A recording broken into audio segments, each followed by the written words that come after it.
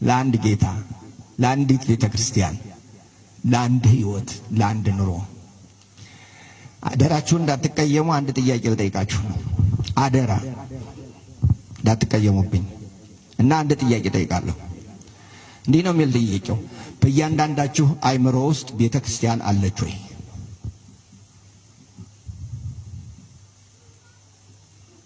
ጥያቄው ገብቷችኋል?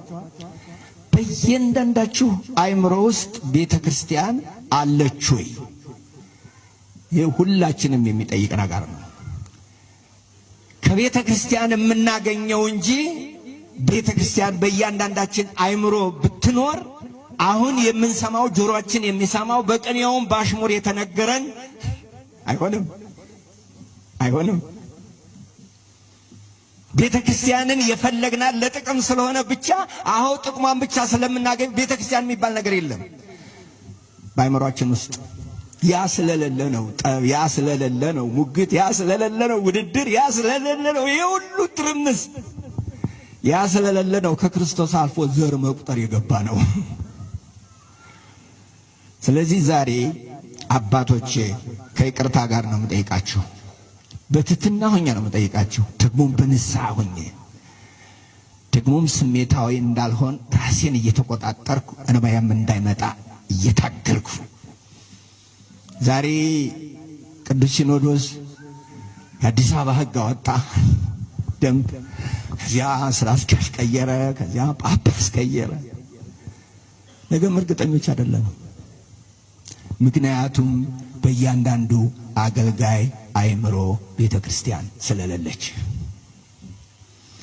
ከቤተክርስቲያን የሚገኘው ጥቅም እንጂ ቤተክርስቲያን ሆነን የምናደርጋትን ነገር እንጂ ወንዲ አደራ እንዳልኳችሁ ነው። ልናገር ትፈቅዱልኛላችሁ? ልናገር?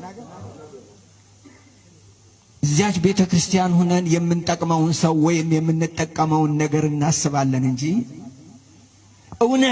እውነት ሐዋርያው ጳውሎስ በእስር ቤት ሆኖ በተናገረው ለአንድ ጌታ፣ ለአንድ ጥምቀት፣ ለአንዲት ቤተክርስቲያን መስራት ብንችል እውነት የኢትዮጵያ ቤተክርስቲያን አሁን ባለችበት ደረጃ ትኖራለች ወይ?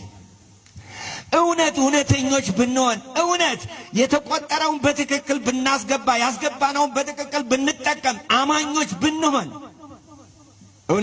የኢትዮጵያ ኦርቶዶክስ ተዋሕዶ ቤተክርስቲያን መንግስትን አትመራም ነበር ወይ? እኛ ትክክለኛ ሆነን በትክክለኛው በቅድስናው ቦታ ብንቀመጥ ኢትዮጵያ 3 ወር ይጨርስባታል ወይ? ችግር ሁሉ አይጨርስም። የኛ ባልተስተካከለ ቦታ ላይ መቀመጥ ነው የአገሪቱንም ደም እያፈሰሰው ያለው። ይቺ ቤተክርስቲያን ሸክም አለባት። ይቺ ቤተክርስቲያን የህዝቡ ሸክም አለባት። ይቺ ቤተክርስቲያን ማለት እኔና እናንተ ነን። ይቺ ቤተክርስቲያን ባይምሯችን ካለች የኢትዮጵያ ችግር 3 ወር ብቻ ነው የሚጨርሰው። ግን ቤተክርስቲያኒቱ ባይምሯችን ስለሌለች ሁሉም አሁን እርግጠኛ ነኝ አቡነ ሄኖክና መጋቢ አእላፍ እርግጠኛ ነኝ ዛሬ ከሰዓት በኋላ 50-60 ስልክ ተደውሎላችኋል። ቤተክርስቲያንን እንድታገለግሉ አይደለም ወይ ዘመድ እንድትቀጥሩ ወይም ደግሞ እንድታሻሽሉ ወይም ደግሞ ምን እንድትሉ። ከዚያ ወጥተን እስቲ ቤተክርስቲያንን እንይ።